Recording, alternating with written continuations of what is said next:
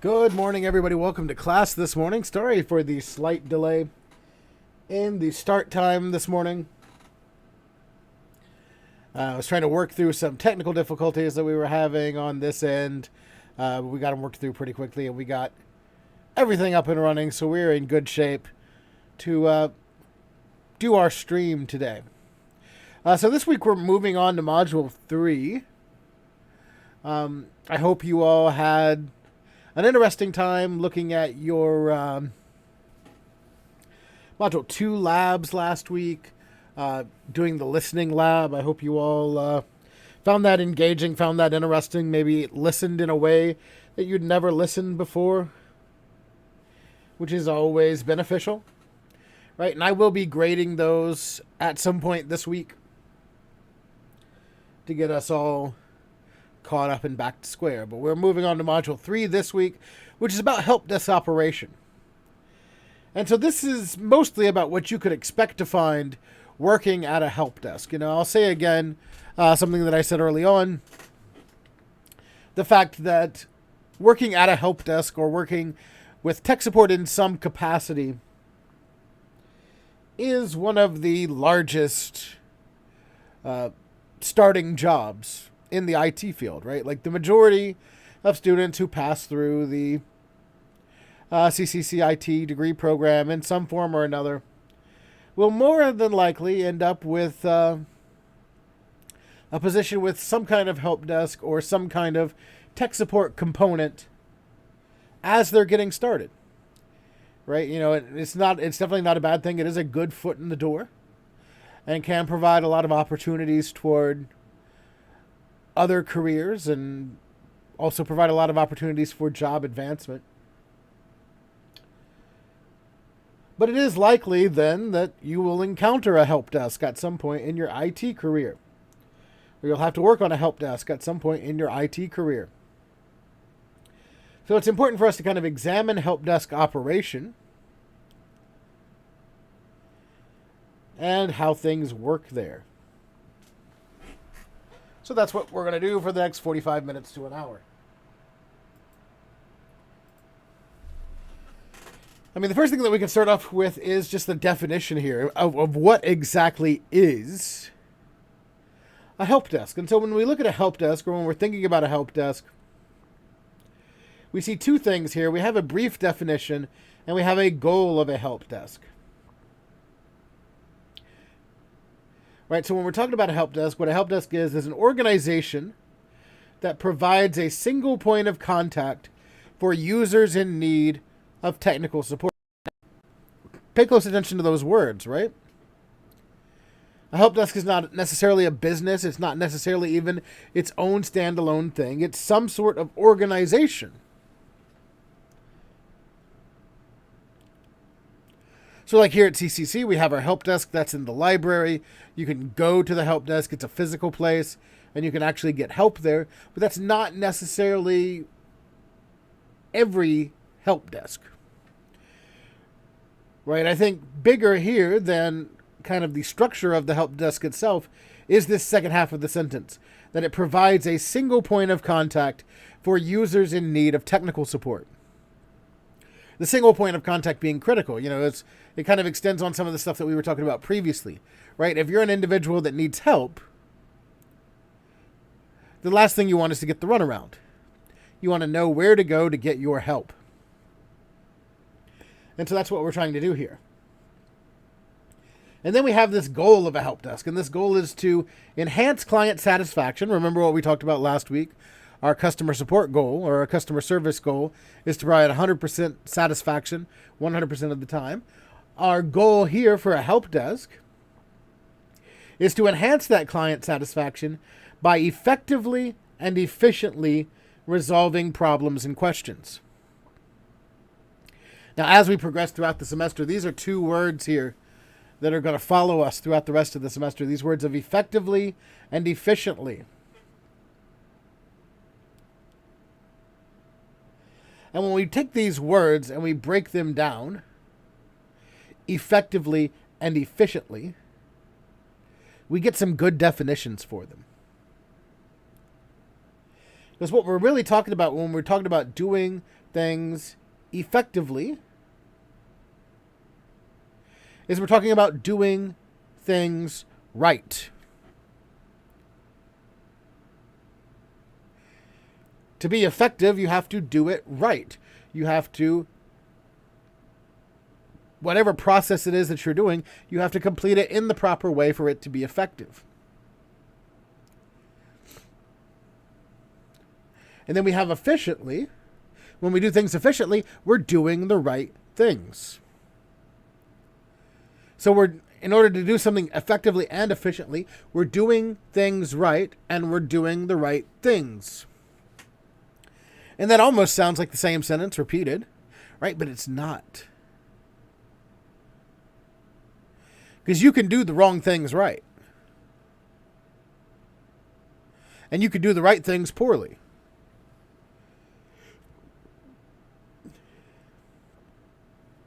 In order to be effective and efficient, we need to be able to do both the right things and do them right.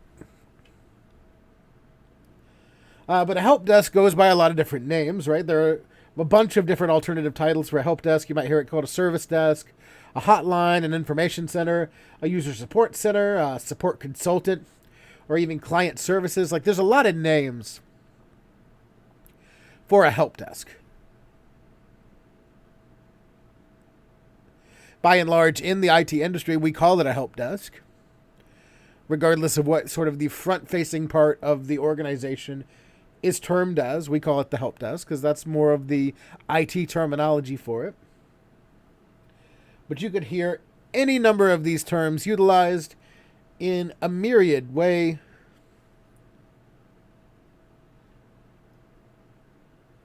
to refer to this help desk.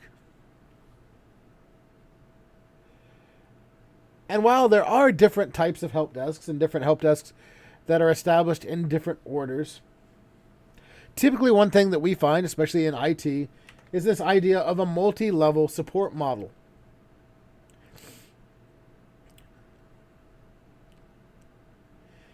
Now, this is one particular structure of a help desk, but it is one of the most common ones that you'll find. And essentially what our multi-level support model does is it organizes the support staff and services into tiers. T-I-E-R-S. Levels. Right? And we'll see some of those levels here in just a moment. But each level is staffed by workers with different skills. As we go up in tier, we're getting more and more specialized.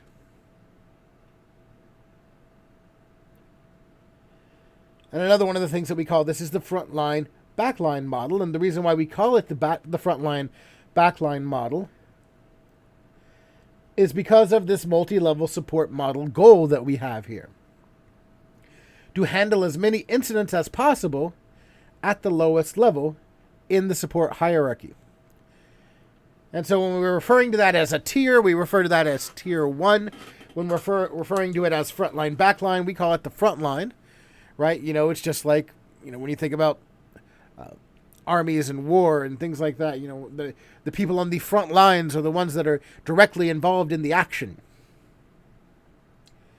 And so when we look at multi-level support, our tier 1 or our front line, they're the ones that are directly involved in the action. And these are the most common jobs that you'll see in a help desk, right? Is this tier 1 support. These are the people that you usually see when you go up to the desk, or the people that you usually talk to when you call them on the phone. They're the first line of defense. They're the ones that you approach first. And one of the big jobs of tier 1 is to triage the problem. Figure out the problem and figure out who the best person is to solve it. By and large, we want to handle as many tickets or as many incidents as possible at that tier 1 level. Because what we want to do is we want to save our scarce resources. Remember, as we go up in tier, go to that back line.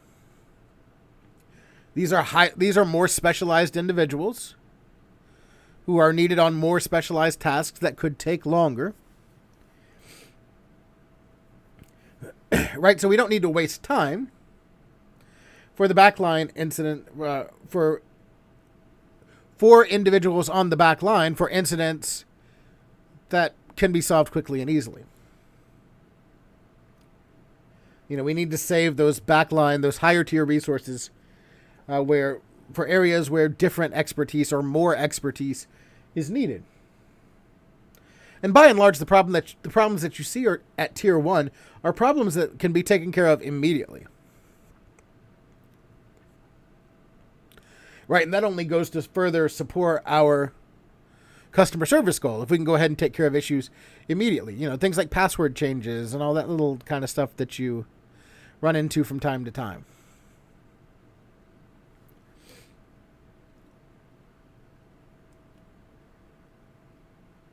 If we bugged a tier 3 support analyst who normally specializes in like hardware and all these other kinds of things with password requests, when a hardware problem arises that could be more critical, then that person's not available because they're taking care of other things. So as we think about what we need to be doing as a help desk or support analyst at tier 1, we need to solve as many problems as we possibly can. Which again, this means that that tier 1 job, it's going to be hard. It's going to be stressful. It's going to be, you're going to be hit with a lot. But that is why they're so important and why they're so needed. Let's look at this structure in a little more depth. This is our multi-level model support. This is our multi-level support model diagram. And we also call this, as I mentioned, tiered support or frontline, backline, right? And we can see a kind of flow of cases coming out here.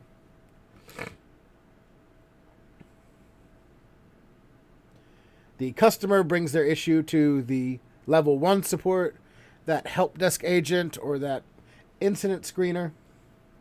And if they can solve the problem, they need to, right? They should.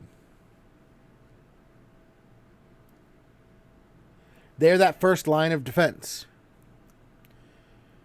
right? Because as we go up, we're seeing other lines like tier 2. That's a product specialist, and typically this is software related, like a specific piece of software. Like if you're working in help desk for, say, Microsoft Office, right? You might have level 2 support specialists that are for Word and for PowerPoint and for Excel and all these other pieces of software. They're specialized in that piece of software. Now, level 3 is where we get into what we would actually term technical support. And, I think level 3 and level 1 or tier 3 and tier 1 kind of get conflated at times. Right, like when we're talking about technical support in this context, we're talking about it from the perspective of break fix, hardware repair, like real serious repairs, right? We're not just talking about changing passwords and maybe scanning with some antivirus or whatever. This is a computer up on a bench with it opened up, with the hardware taken out of it. Some more advanced level troubleshooting for these technical support specialists. And then finally at the top at level 4, we have our support manager. And these are the ones who are making the decisions. They're the ones, they might be the ones doing the staffing. Sometimes in support, we find that it's going to be more cost efficient to replace a unit than it would be to try to fix that unit. It's the support manager that makes that call.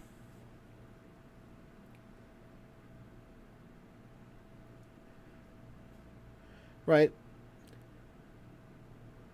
So as we kind of move along and we are going up the ladder here, we can see the specialization kind of go up accordingly.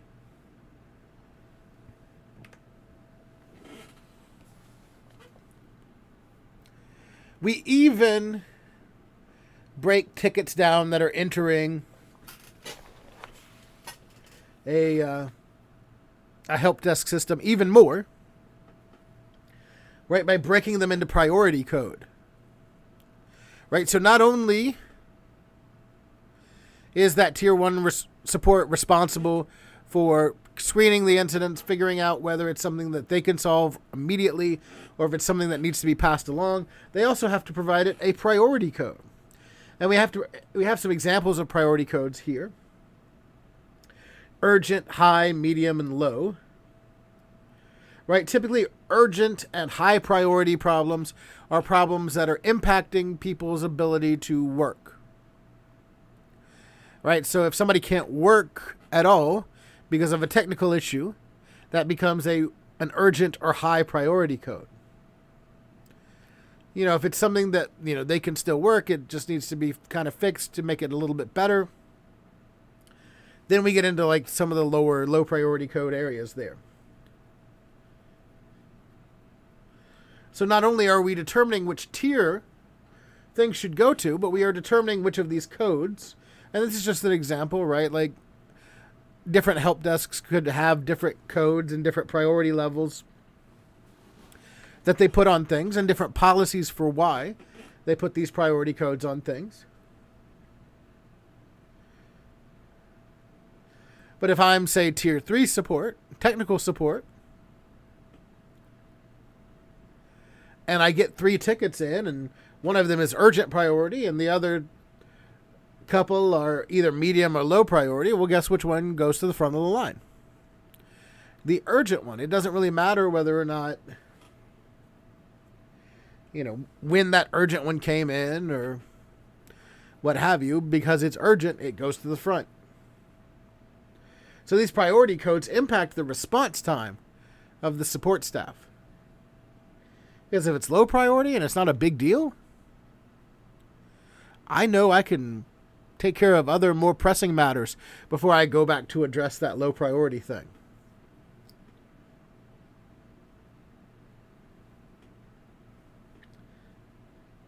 And you know what? A priority code might change as the incident's being handled. Like, you know, maybe they think it's urgent and they get in there and they see, oh, well, we can do this workaround here. It's not quite as bad. We can probably lower this down to medium and apply a good fix on it in a week or two so we can take care of some other stuff. Or it could go the other way. You know, like this didn't seem that bad at first, but when I dug in it some more, there are bigger problems here. So now we need to elevate this to a higher priority level and make sure we get this done now. Which is significant, you know, having this understanding that incidents may not stay the same. You know, these incidents have the possibility of changing as you're figuring out the problem and figuring out what's going on. Maybe something that seemed trivial is immense, or vice versa. And so all of that stuff, the tier level of support needed, the urgency codes or priority codes, and even more things that we'll discuss in a little bit, allow us to put our tickets or incidents in a queue. And so we have this idea of queue management. A queue is just a line. It's a waiting line into which, in our case, it's a waiting line into which incoming incidents are placed when they cannot be answered immediately by the incident screener.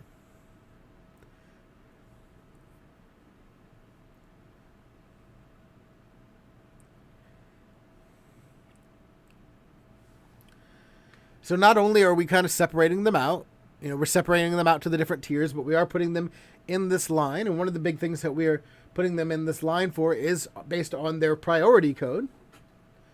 But there's other things that put them in line there.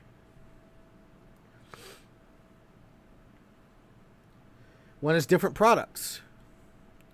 When you're dealing with that tier 2 and tier 3 support, you might need a certain specialist. And if that certain specialist is unavailable, you might have to wait a little longer. Types of customers, whether you're free support or fee-based, or whether you have a different level of support, like standard, enhanced, gold, platinum, or premium. We ran into this here at the college recently. This issue of having a free versus fee-based or more expensive support tier that you've paid for, right? A lot of companies do that. They might offer free technical support, but for so many dollars a year, you can get priority technical support, which essentially allows them to jump the line. And so we had a little issue with this recently here. We were on a free plan of technical support for a product here, and we had an issue. Well, because we weren't on that paid tier plan, it took over a week for our issue to get seen and resolved. On the paid plan, you could typically get things done in under 24 hours. But because of getting this free plan, it took a long time. And so that's another thing that happens. So when we're building a queue in a help desk and trying to determine which jobs we do when, right, there's a lot of stuff to kind of keep in mind. And even more so when you think about kind of how things are managed.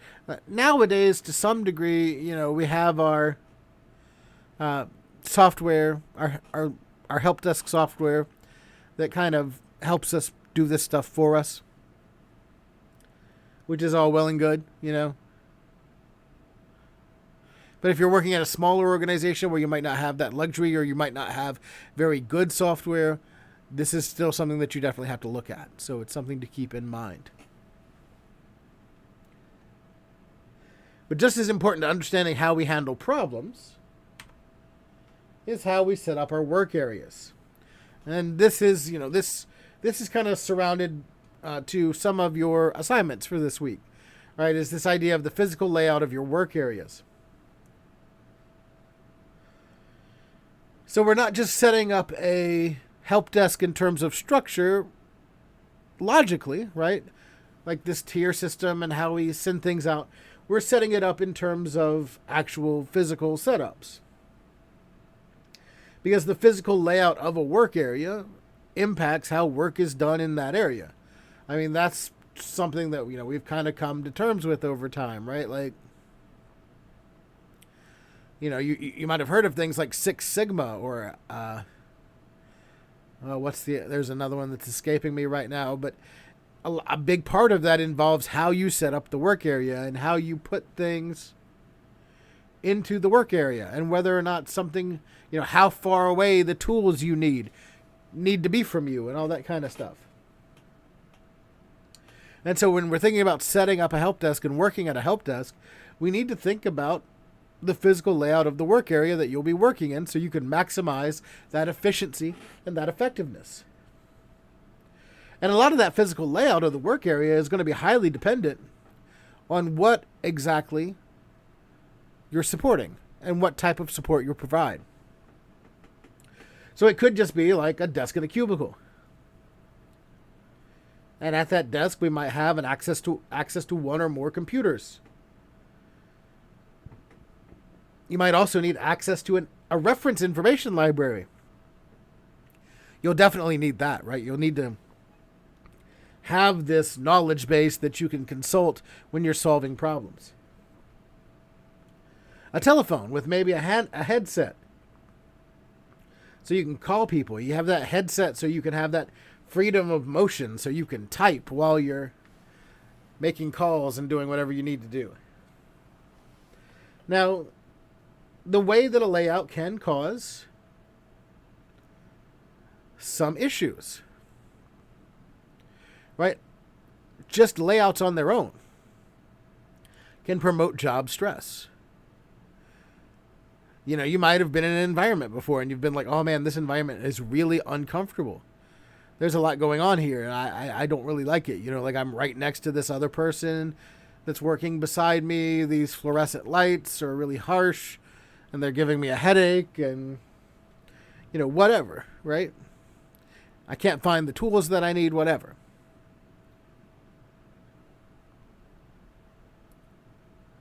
So the way that the work area is laid out can enhance stress. It can also enhance diversions for staff, you know, distractions. If you have everybody kind of working at the same table and you can hear everybody else making phone calls and clacking away at their keyboards, that's distracting. That's going to draw your attention away. And when your attention is drawn away to something else, we end up with one of the things that, like we were talking about last week, where, you know, you're not focusing on the individual that you're talking to or consulting with at that given time. So you're not giving them your full time and attention, and you're not hearing them properly. And then another thing is workplace ergonomics. You can actually hurt yourself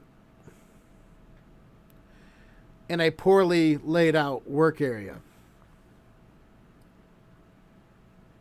You know, they say, you know, your monitor should be at a specific height and your chair should be at a specific height. You should be resting your hands in a specific way to avoid carpal tunnel syndrome.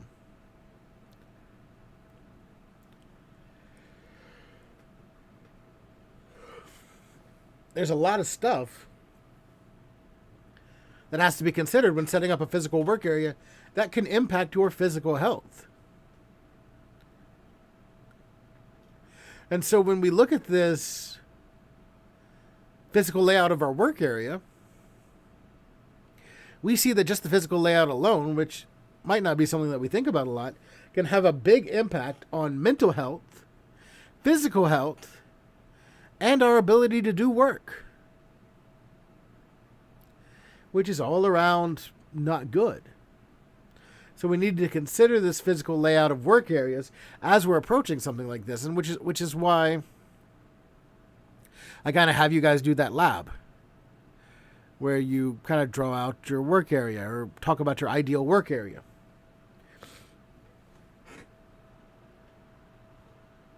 Now we do have some best practices here for setting up a help desk layout. And I'm going to go through them really quickly, and I think that's where I'm going to stop today. We don't really have a ton of stuff to do for this module, but I want to go through these things so that you have them in consideration for when you're developing your physical layout of your work area. And here they are. Teamwork, proximity, harmony, workflow, and tools. So when designing a help desk layout, we're to consider teamwork, proximity, harmony, workflow, and tools. So they're kind of in a weird order here, but we're going to talk about each of them. All right, and the first one is teamwork. Typically what you need in some kind of help desk setting is you need a situation where someone can work either as an individual or as part of a team. Right? When we're encountering problems, there's a high degree of likelihood that the problem that we're encountering is outside of our realm of experience. Now, when we're thinking about experience in that sort of way, we can think about experience as a combination of everything that we know and everything that we've done. And so, insofar as all that goes, right, there's only one person on the planet that knows what you know and has done what you've done, and that's you. So you have your own personal experience that you bring to the job. But sometimes the problem doesn't fall into that. But you know what the good part about all that is? There's a high degree of likelihood that somebody you work with, one of your team members, has had some experience with that problem. That problem is a part of everything that they know and everything that they've done. And so you can work together and you can collaborate and you can figure out the problem and you can come up with a solution together. So we have to be able to understand a layout that can be conducive for teamwork in the right situations. Proximity. Where is what you need? Are you close enough to what you need to be able to do your job efficiently and effectively? How far away are you from your computer? How far away are you from your tools? How far away are you from your coworkers?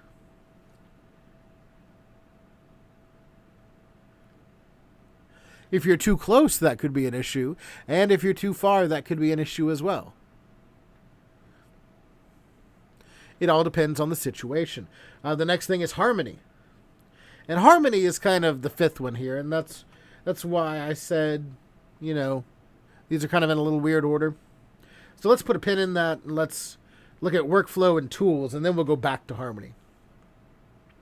Workflow.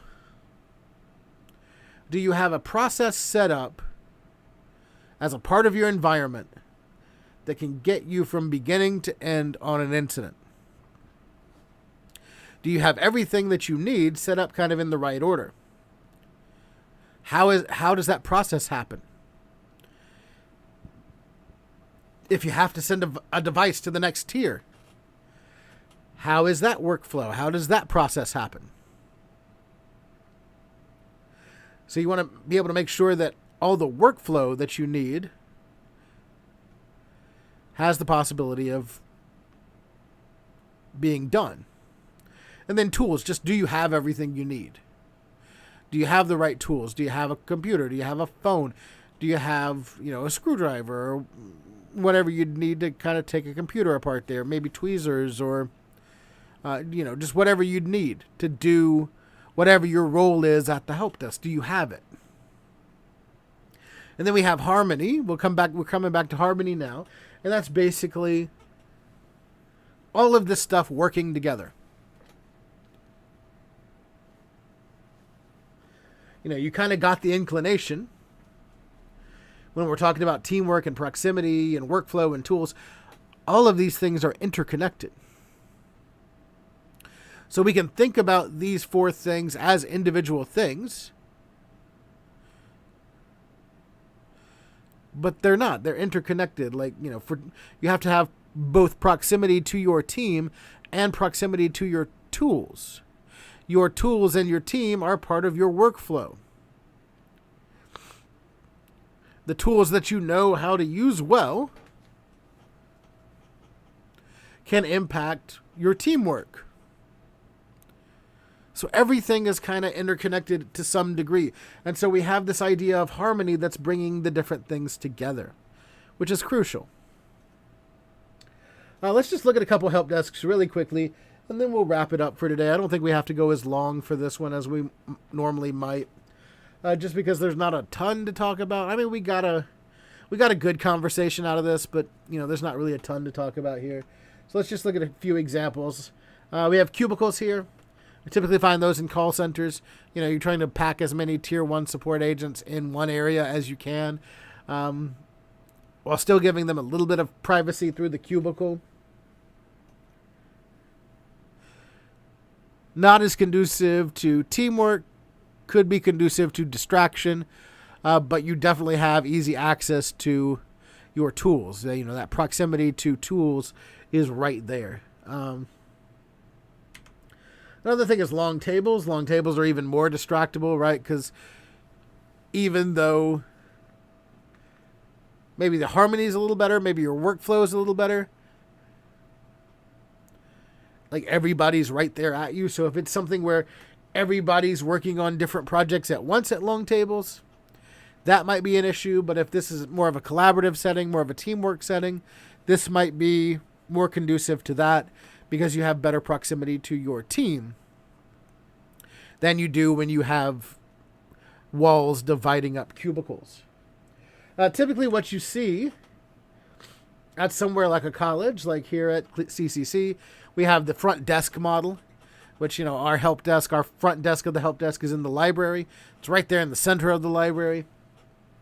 You can't miss it. And it's actually incredibly similar to this, right? You have that tier 1 support person who's right there, who's able to talk to you and take what you, whatever your problems you're having, and then either solve your problem right away or triage it and push it on to tier 2 or tier 3 support. The workflow in this sort of model can be conducive to, good workflow, but there's also a possibility that it's not. Like here at CCC, it's a little different for the workflow because the back line area is in a different section, right? Like there's no back area there in the center of the library. But if you see a help desk here, like we have here at Ohio Northern University, you can see they have that front desk there, and you can see behind them there's a whole other area, and that's where they have the backline support, the higher tier support. So it's a tighter workflow right there because you can just go from the front to the back without having to go to a different part of the facility. You can even see some good proximity to tools there, all sorts of stuff. And it's just, more than anything, though, with your front desk model, it's good to have a nice, friendly face. Get out in front of things for tier 1. So you can put a face on tech support and you can get people's problems solved right away as they walk in for help without any issue. So the front desk model is pretty nice. And you know what? I do want to talk about one more thing before we wrap up today. And that's this idea of job stress. You might have got an indication from what we talked about last time with difficult customers that computer support, help desk, whatever you want to call it, can be an incredibly stressful job. Right, there are going to be times during your job when you're going to be completely stressed out. And we actually have some psychological components of job stress here. Job stress results from physical and emotional responses due to a mismatch between a worker's characteristics and job requirements. And it could be any number of things. Inadequate training, lack of qualifications or experience, inadequate resources to perform tasks, poor workplace ergonomics, unrealistic management expectations. Right, you've probably heard about that a lot, right? Like you might have heard the phrase that people don't quit jobs, people quit managers. And so when you have this unrealistic management expectation building up this job stress, that's one of the areas when that happens.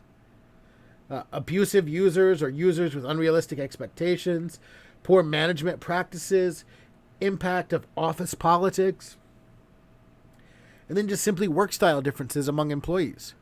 Like all of these things can cause job stress. And you might notice that, you're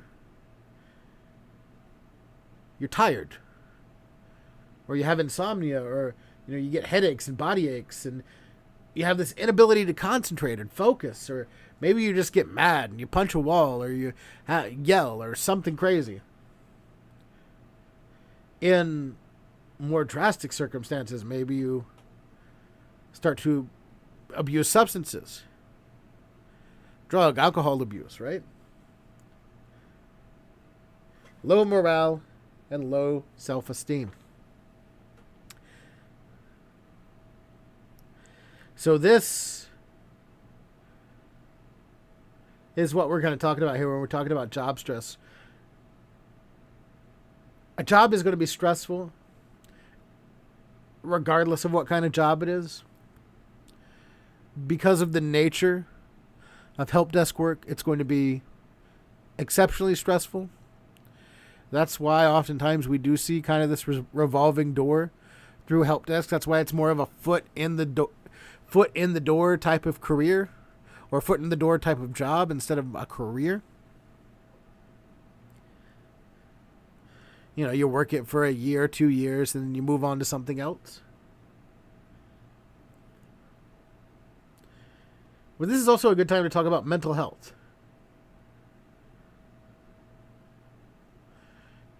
Right? Because we can see these consequences of job stress, these symptoms of job stress. And we can see how big of a negative impact they could have. Right? And so I'm not here trying to sugarcoat things. I'm not somebody who'll tell you, yeah, you can go into a career at help desk, you'll love it. It's probably going to be difficult. It's probably going to be stressful. So I want to make you aware of that now. If you're a person that doesn't have stress, if you're a person that doesn't handle stress well, or you don't have an outlet to handle stress, or maybe you've got a lot of other stressors on your life already, maybe reconsider.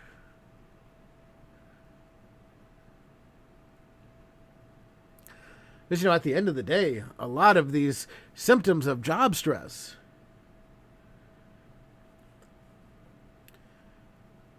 can have some big, negative, awful impacts. Bleak, dark things. And so we want to make sure that when we're in a situation like this, we do our best to maintain, we do our best to stay mentally healthy, mentally well, even in the face of stress.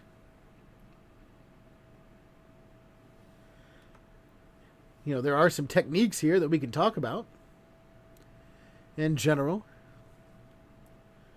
All right, and number 2 there I think is pretty interesting. One is, first thing we have here is just personal stress management techniques. Maybe you like going to therapy. Maybe that's a thing for you. Maybe you need to kind of help you manage it.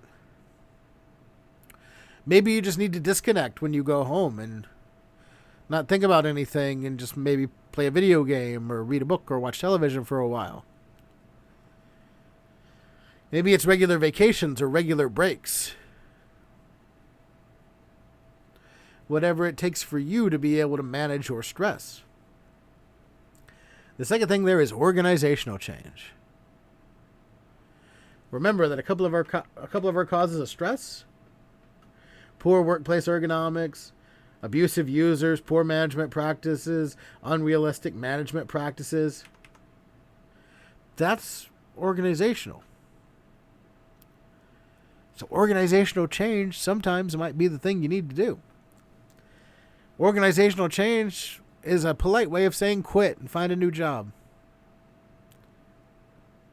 Might not be a different job, might still be a help desk job, but it might be a job in an environment that is more conducive to your mental health. Changes in working conditions. Like you'll hear people talking about putting a plant in your office, or putting family photos in your office or at your cubicle. And that helps to a degree. Reducing interruptions, reducing distractions, gives you more of an opportunity to focus. I don't know that helps stress that much. Right? For me, sometimes that can empower the stress. Because now I don't have anything distracting me except for my own thoughts. But taking frequent breaks around a schedule so you can still focus and still try to focus and maintain your work schedule. And then using a lounge or a cafeteria or a break room, just something that gets you away from your desk for a few minutes. Just so you can have just 10 to 15 minutes in the middle of the day, at least, where you can kind of refocus, calm down, center yourself. You're not at your desk. You're not at the area that is causing you the stress and the pain. And you're able to figure it out. So stress management is crucial. There are a lot of people who aren't with us anymore because of poor stress management. So I want to encourage you all, as you're thinking about this or as you're encountering stressful situations, to reach out, to get help if you need it. And, on the flip side of that, if somebody reaches out to you, maybe take the time to listen. That's all that I have for you for today. Thank you for watching this. We will have our next one next week. If you have any questions, please let me know. I'll hang out in the chat for just a minute, just in case anybody's here with me live and has any questions. If you're watching this recorded, send me an email, send me a Teams message. All good. Thank you for watching. We'll see you next time.